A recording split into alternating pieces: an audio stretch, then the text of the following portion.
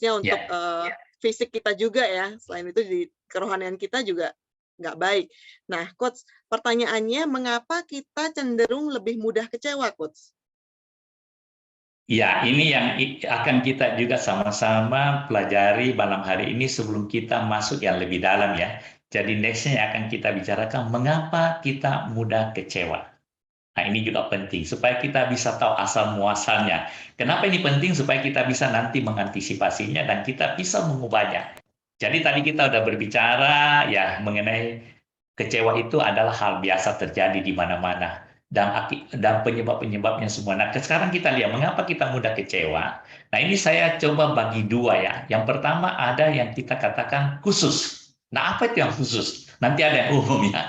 Jadi mengapa kita mudah kecewa? Nah, yang ini khusus dan ini sering terjadi. Ya, teman-teman yang mungkin konseling orang-orang yang kecewa pasti tahu ini. Khusus itu kenapa bisa terjadi? Nah, saya simpulkan begini aja. Saya langsung pakai tulisan muncul ya.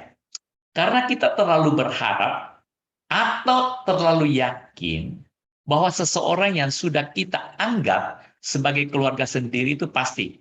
Atau boleh saya ubah, atau orang yang paling dekat dengan kita, atau sobat baik kita, atau betul-betul very close friend, orang yang sering sama-sama kita, yang kita sangat-sangat dekat, sangat percayai. Dan jadi saya pakai kata keluarga di sini, orang yang sangat dekat. Mungkin itu ya pasangan hidup kita, mungkin dalam keluarga kita, ya family kita ya. Nah, apa yang terjadi? Biasanya gini, karena kita dianggap itu keluarga sendiri, orang yang mengerti kita, yang sangat dekat kepada kita, berarti pasti apa? Akan menepati janjinya pada kita. Itu pasti secara otomatis ada dalam pikiran kita. Kemudian apa? Pasti menolong di saat kita membutuhkan. Pasti akan menolong lah. Orang ini kan keluarga saya sendiri, dia tahu itu my best friend kok. Ya, teman-teman sepelayanan, teman-teman suka duka saya pasti tahu. Dan saya juga sering menolong dia kok. Ya, pasti tidak akan melupakan budi baik saya. Karena kami itu sering bekerja sama, mengarungi kehidupan ini bersama-sama, saling tolong-menolong ya. Kemudian memperhatikan diri kita. Pastilah dia memperhatikan diri kita ya, diri saya. Boleh diganti diri saya ya. Pasti menomorsatukan saya dalam segala hal. Ya. Nah, itu harapan-harapan yang muncul dalam pikiran perasaan hati kita. Nah, kemudian apa yang terjadi? Ini yang terjadi. Makanya saya bilang hati-hati. Namun ternyata bayangan yang ada dalam pikiran kita terbentur pada kenyataan pahit. Apa kenyataan pahit itu? Bahwa orang yang kita anggap paling dekat dengan kita justru berbuat seakan-akan ia tidak mengenal kita seperti orang asing. Nah, ini masalahnya yang timbul kadang-kala. Dan ini penyebab yang khusus ya. Nah, ini kadang-kala kita bisa dapati, ya, ini saya kasih salah satu contoh ya, ini contoh aja. Ya. Jadi, kadang-kala gini, ketika kita mungkin pakai pesta ya, undangan ya, karena ini saya juga kasih satu contoh nanti, saya pernah ngalami juga ya. Jadi ketika kita mendapat satu undangan menghadiri pesta, orang yang mengundang kita ini sangat dekat sama kepada kita.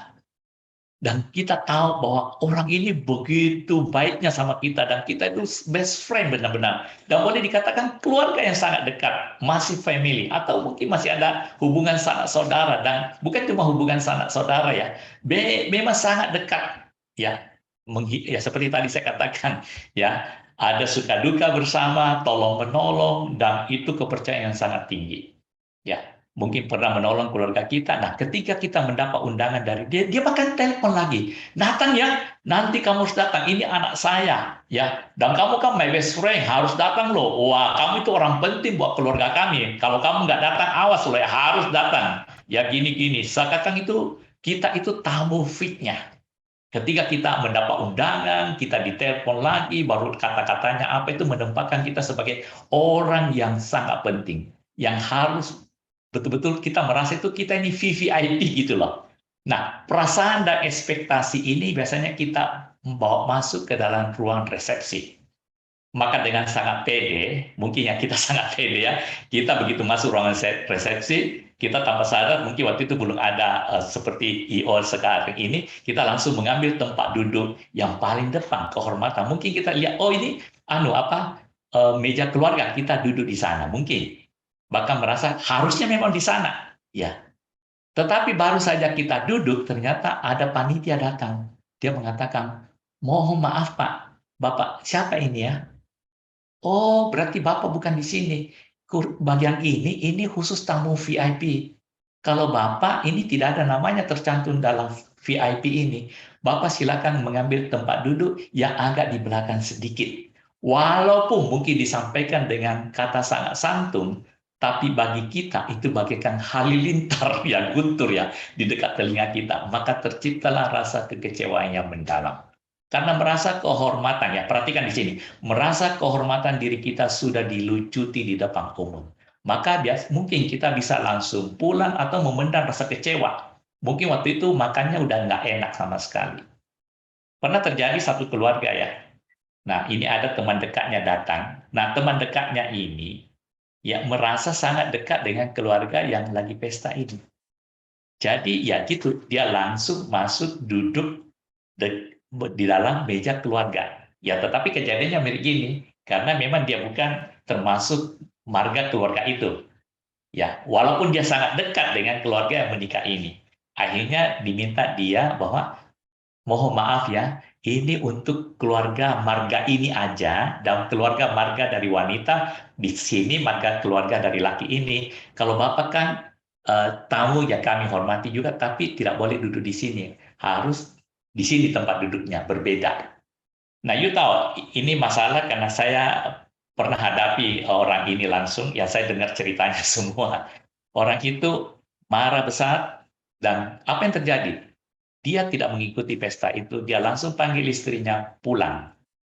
Ya, bukan cuma pulang aja, sesudah itu, ya dia telepon keluarga yang mengadakan pesta ini. Dia marah-marah, dia merasa kehormatannya sudah terhinakan. Dan sejak itu, pada ini kawan baik sekali, walaupun tidak sama marga ya, kawan baik sekali. Sejak itu mereka tidak mau datang lagi ke tempat itu. Mereka biasa datang cerita-cerita, sering pergi bersama-sama kalau berlibur atau apa, tapi sejak saat itu tidak pernah datang lagi.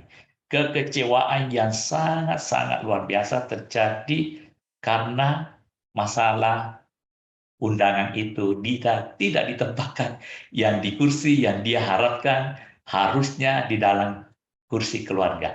Karena dia merasa udah dianggap keluarga, padahal dia bukan sebenarnya mereka itu. Walaupun dia sangat dekat dengan keluarga yang menikah ini. Itu yang terjadi. Nah, ini kita harus hati-hati sekali, karena kalau enggak, kita akan sangat-sangat kecewa. Ya. Nah, mengapa kita mudah kecewa? Tentu pertanyaan yang kedua ini akan saya yang kasih umum punyanya. Ini yang umum punya. Umumnya itu ini yang terjadi biasa. Kenapa kita mudah kecewa secara umum itu? Karena kita selalu merasa lebih baik dari orang lain. Ini bukan masalah pesta lagi, ya. Kemudian apalagi ingin selalu dihargai, dihormati dan dilebihkan ya dari orang lain. Karena kita seperti kalau kita ketemu kita harusnya disapa duluan. Ya, kalau kita ada kemana-mana, kita yang harus gimana lebih didahulukan. Artinya kita itu ingin dilebihkan dari orang lain. Kemudian yang ketiga adalah ekspektasi yang berlebihan. Nah, ini kita harus hati-hati sekali. Kenapa kita mudah kecewa? Karena kita sudah menaruh harapan atau ekspektasi berlebihan. Dan ketika kita ada dalam kumpulan orang-orang tertentu, nah kita merasa lebih baik dari orang lain. Itu kan pandangan kita sendiri. Tetapi menurut orang lain belum tentu. Ya, nah ini kita harus selalu, makanya selalu diingatkan, jangan sombong, jangan angkuh. Lebih baik humble heart ya. Nah kemudian yang keempat apa? Selalu merasa layak dan pantas untuk mendapatkannya. Itu kan yang ada dalam diri kita. Saya ini harus layaknya dapat pujian. Saya ini yang harusnya dinomorsatukan. Saya pantasnya ya mendapatkan penghargaan ini. Harusnya dapat ini. Ya, itu yang dalam pikiran kita. Ini yang harus kita hati-hati sekali karena kalau kita selalu berpikiran demikian, kita pasti mudah kecewa. Apalagi ingin lebih menonjol dari orang lain. Ya, pasti. Kalau 4 itu di atas, udah kita ada dalam diri kita, otomatis 5 ini muncul. Ingin lebih menonjol dari orang lain. Karena kita merasa lebih baik, selalu mau dihargai, merasa layak, pasti ingin menonjol dari orang lain. Kemudian yang keenam, ketakutan kehilangan nilai diri. Nah, ini juga yang sering ada dalam diri kita. Jadi, seakan-akan kalau kita tidak terlalu diperhatikan, kita tidak dipuji, kita tidak diberikan tempat kehormatan, kita tidak dinomorsatukan, seakan-akan nilai diri kita itu hilang. Nah, kita merasa tidak bernilai. Hati-hati sekali di sini. Kemudian ini yang ketujuh, tadi saya sudah sempat singgung, suka membanding-bandingkan, iri hati, dan cemburu. Siapa sih dia? Kenapa dia kelihatannya lebih dihormati? Siapa sih dia kok dia lebih dipuji? Ya, pada saya kan lebih baik dari dia, membandingkan. Kemudian iri hati, cemburu. Nah, ini yang selalu muncul, ya seperti tadi yang saya kasih contoh itu tadi. Ya, yang membandingkan, saya udah kerja dari pagi sampai sore kok saya dapat gajinya juga sama. Kok yang cuma kerja 1-2 jam gajinya sama, yang kerja setengah hari juga sama.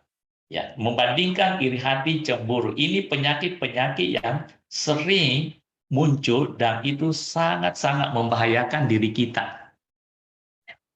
Nah, kita juga lihat ada satu cerita yang kita juga tahu bersama-sama ketika ada seorang muda. Ya, ini kalau begitu Anda lihat Markus pasal 10 ayat 22 tahu pasti ceritanya ini ya. Ya, seorang muda datang ke Tuhan Yesus. Wah, dia merasa pasti ini lebih baik. Jadi ekspektasi itu udah ada dalam dirinya. Dia pasti merasa lebih hebat dari orang lain yang saya tadi katakan ya. Jadi dia merasa lebih baik dari orang lain. Ya, yang ini tadi ya. Dia merasa selalu dihargai, dihormati, dilebihkan, ekspektasi lebih menonjol. Dan dia ketika datang Tuhan Yesus, dia udah tahu pasti pertanyaannya ini mengenai hukum. Kamu udah lakukan hukum ini? Wah, udah semua. Udah menghormati orang tua? Udah ini, udah itu. Hukum Taurat udah kamu lakukan? Udah semua. Waduh, dia pasti merasa dipuji ini. Karena ya ini, 7 ini, dia semua udah ada ya. Dia pasti merasa dipuji sama Tuhan ini. Tapi ternyata Tuhan bilang, oke, kurang lagi 1. Dia kaget, kurang itu apa 1? Oh, ini pasti gampang kok. Tapi Tuhan bilang, jual semua hartamu, bagikan kepada orang-orang miskin. Ya, nah kita tahu apa yang terjadi. Mendengar perkataan itu, Alkitab mencatat apa? Ia menjadi kecewa, lalu pergi dengan sedih. Kenapa? Karena banyak hartanya. Ya, kenapa dia pergi dengan kecewa, pergi dengan sedih, selain banyak hartanya? Karena dia juga tidak mendapatkan. Yang pertama dikatakan dia menjadi kecewa. Ya, karena dia tidak mendapatkan apa yang dia harapkan. Dia harusnya kan dipuji. Udah bisa melakukan hukum Taurat. Wah, walaupun masih muda. Ini udah hebat sekali semua. Tidak ada orang yang merasa bisa melebihi dia. Jadi ini masalah-masalah yang harus kita super hati-hati. Nah, kenapa kita mudah kecewa? Ya ini penyebabnya semua. Ya karena kita mengharapkan sesuatu yang melebihi. Yang kita pikir kita lebih baik dari orang lain. Itu intinya ya. Itu mungkin Sis Melda yang bisa saya share mengenai kenapa kita mudah kecewa. Ya.